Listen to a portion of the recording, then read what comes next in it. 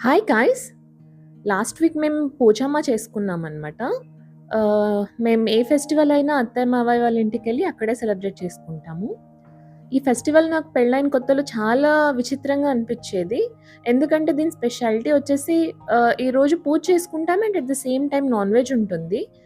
అంటే ఒక హెన్‌ని తీసుకొని గాడ్‌కి ఆఫర్ చేస్తారనమాట. నాకెందుకో చాలా డిఫరెంట్‌గా అనిపిచ్చింది.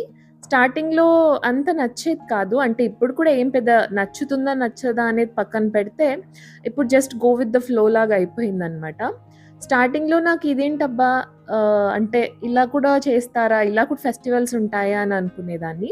కానీ కొన్ని కొన్ని మనం క్వెషన్ చేయకుండా జస్ట్ ఊరికనే బ్లైండ్‌గా ఫాలో అయిపోతేనే మనకు మంచిది.